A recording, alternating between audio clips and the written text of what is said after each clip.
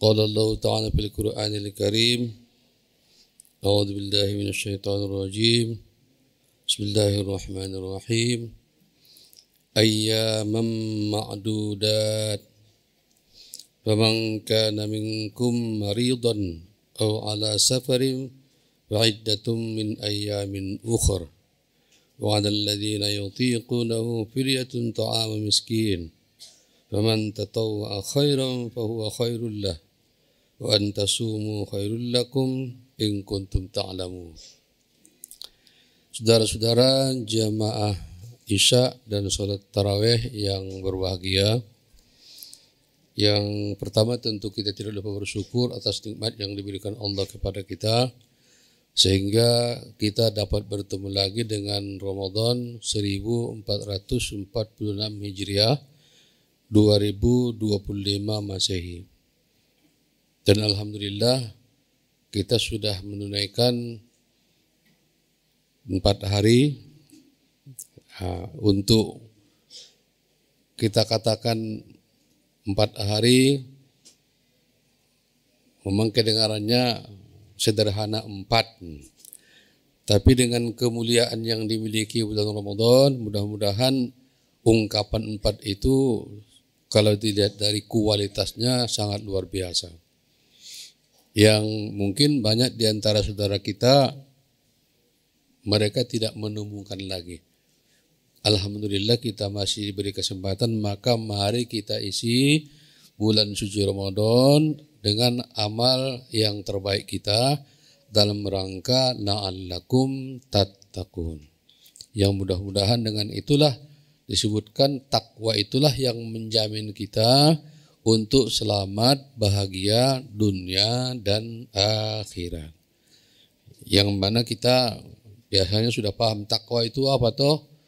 Sebenarnya takwa itu sederhana, melaksanakan perintah, meninggalkan larangan.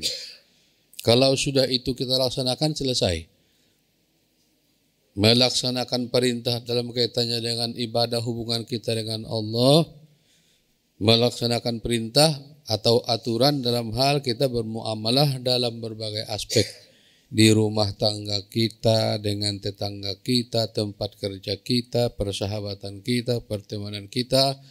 Pokoknya dimanapun kita berada, kita jalankan semua sesuai dengan rel yang sudah ditentukan Allah dalam Al-Quran dan Hadis, maka kita akan selamat, bahagia.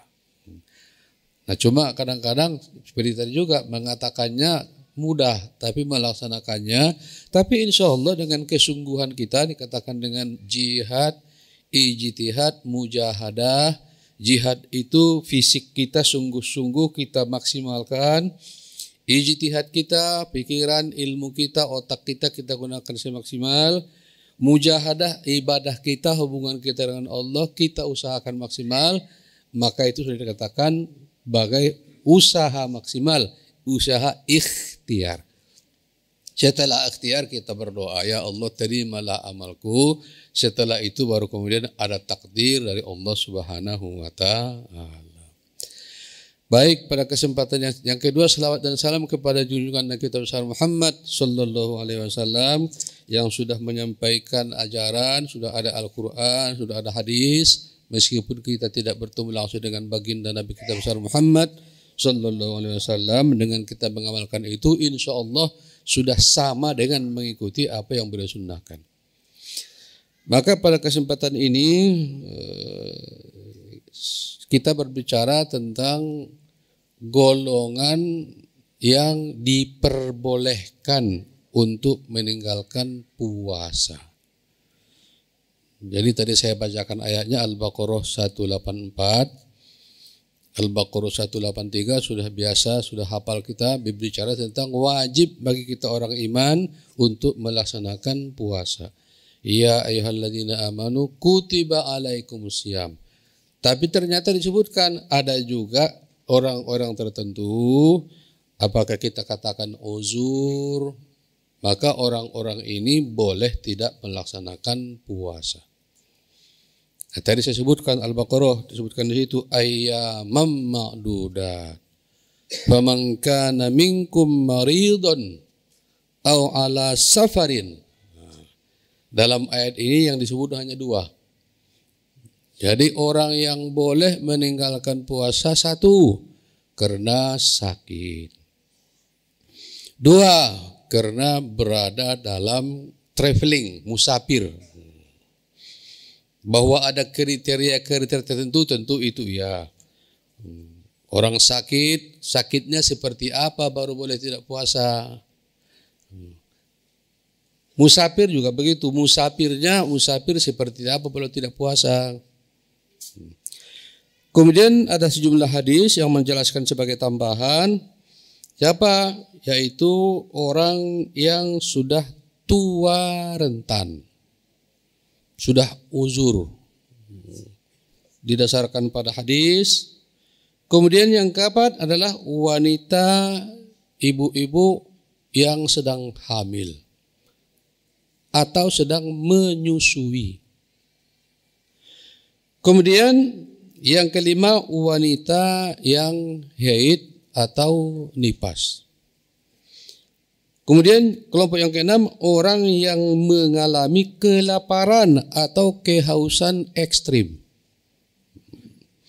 Kemudian yang ketujuh, orang yang ada gangguan jiwa, sudah tidak berakal, artinya tidak berfungsi akalnya. Nah, maka dari kelompok ini kita katakan ada yang tidak puasanya kita katakan permanen. Jadi selama-lamanya dia nggak puasa lagi. Nah, maka bagi yang tidak puasa lagi ini, maka diganti dengan apa yang dikatakan dengan membayar fidyah. Tetapi ada kelompok yang dia bukan permanen, artinya kondisional. Jadi misalnya tadi siapa? Ya kalau orang yang menyusui, orang yang hamil tentu dia pada waktu hamil tentu tidak selama-lamanya dia hamil. Orang musafir tentu tidak selama-lama dia musafir. Tetapi ada kelompok yang dia ya seperti uzur. Orang yang sudah tua, yang ya mudah-mudahan sih tahun depan dia tambah sehat walafiat. Makanya tadi, tapi kalau kondisinya sudah sepertinya tahun depan pun dia sudah tidak mampu lagi, sakitnya sudah sama dengan sekarang, sudah sama saya tidak mampu, maka kelompok ini kemudian dikatakan dia berarti dia tidak lagi min ayyamin ukhur. Jadi ada kelompok yang pertama yang karena dalam kondisi tertentu dia tidak puasa, tetapi dia ganti dengan puasa di hari yang lain. Jadi tadi seperti kalau dia musafir, maka setelah selesai bulan Ramadan, kemudian sudah ada waktunya, mungkin mudah-mudahan sudah puasa Syawal, kemudian dia mulai mengqadha, mengganti puasa yang kemarin dia karena musafir. Maka digantilah puasa dengan puasa. Kemudian ada yang dikatakan juga perdebatan para ulama, apakah ada yang dia mengganti juga membayar fidyah? Fidyah dengan mengganti puasa itu apa ada yang dua-duanya atau salah satunya? Jadi misalnya orang menyusui, orang yang hamil, maka kemudian apakah orang ini dia boleh fidyah tidak usah puasa? Maka dalam ayat dikatakan sebenarnya puasa itu lebih bagus bagimu daripada membayar fidyah kalau kamu masih mampu. Nah, sehingga kalau kita katakan apa? Ibu yang menyusui, ibu yang hamil, besok kalau dia sudah melahirkan, sudah ada waktu yang tepat untuk mengganti puasa, maka dia mengganti puasa. Tapi ada katanya baru 1 tahun melahirkan, menyusui belum selesai, alhamdulillah sangat produktif, sudah positif lagi. Jadi makanya kita katakan itu hukumnya nggak satu, tergantung pada kondisi dari masing-masing. Jadi kalau kondisinya itu gimana?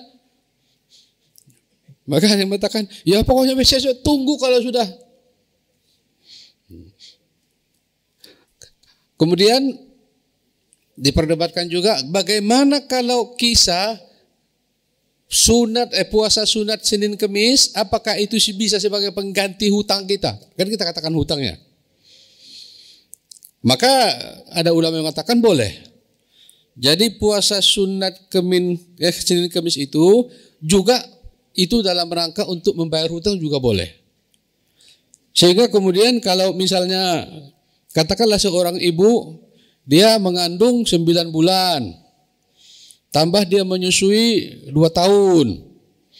Kemudian belum selesai itu sudah produktif lagi tadi kan. Tapi hutang lagi kemudian 9 bulan. Tambah lagi kemudian 2 tahun. Nah, makanya kemudian tadi ke depan kemudian apa? Dia membiasakan diri puasa Senin Kemis. Maka kalau dihitung dia puasa Senin Kemis misalnya setiap bulan dia puasa, katakanlah 8 hari 1 bulan. Tambah kali 12. Nah itu bisa dikalikan untuk kemudian menggantikan puasa dia yang dia tinggalkan selama 30 hari dalam 1 tahun. Nah inilah yang dikatakan dengan pengganti puasa dengan puasa. Maka tadi terus bagaimana dengan fidyah? Nah fidyah ini juga ya mungkin kalau dikatakan gampangannya memang dikatakan makan satu hari orang miskin. Maka ini tentu ada filosofinya ya. Ini kadang-kadang kalau kemudian kita letterlet, maaf, kadang-kadang kita kan mengatakan untuk orang miskin toh, berarti berasnya kan sudah cukup beras apa namanya, beras jatah atau beras apa namanya itu, yang paling murah katanya gitu kan, raskin. Padahal dia kaya raya. Kan Al-Quran mengatakan kan untuk orang miskin itu kalau nasinya yang bagus dia malah enggak. Maka kemudian dikatakan peruntukannya karena memang itu dalam rangka kan itu ya untuk menolong orang-orang yang kurang mampu, untuk orang miskin. Tapi kalau yang diberikan itu ya mestinya kualitas terbaik. Maka dikatakan di sini ada filosofinya berapa. Ini tergantung lagi. Kalau di Makkah berapa, kalau di Madinah berapa, sama dengan kita di Indonesia. Jadi cukup makan 1 hari itu kalau di Jogja, tentu beda dengan Jakarta ya. Beda sekali. Maka dikatakan 15.000. Orang Jakarta ketawa itu 15.000 1 hari. Makan apa kuy katanya gitu ya. Tapi kalau Jogja itu sudah bisa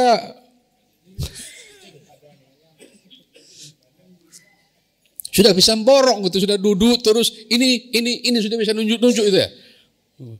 Meskipun tunjukannya ya bungkusannya kecil-kecil, tapi kan sudah ini sudah. Makanya kemudian dalam Undang-Undang Basnas juga disebutkan begitu ya, tergantung pada tempat di mana kita tinggal, tergantung pada kondisi seberapa apa yang disebut dengan untuk bisa makan di tempat di mana kita berada. Satu yang dikatakan seperti tergantung juga kondisi orang yang akan membayar. Maka dikatakan kalau orang itu mampu kaya raya, ya mestinya yang terbaik. Tapi kalau orang yang minimalis, ya dikatakan yang penting dia mampu kira-kira kadar kemampuan dia, maka itulah yang dia bayar, dikatakan dengan fidyah. Nah karena itu kemudian dikatakan tadi, tapi itu saya dikatakan itu kan namanya bahasa hukumnya itu rukhsah, keringanan. Maka juga ada pendapat mengatakan sebenarnya musafir itu apakah otomatis kalau musafir, kan ulama ada yang berpendapat ya jaraknya berapa. Maka apakah jarak atau itu sebenarnya tadi kan namanya rukhsah. Kalau rukhsah itu kan didapatkan kalau di situ ada masyaqqah. Ada keberatan, ada kondisi yang memberatkan.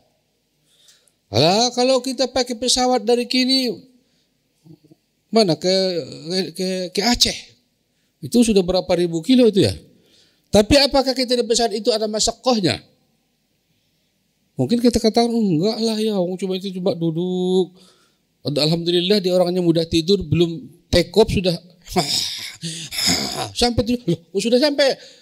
Sudah ada tanda-tanda luruskan kursi, buka jendela, sudah bangun dia. Nyampe tujuan.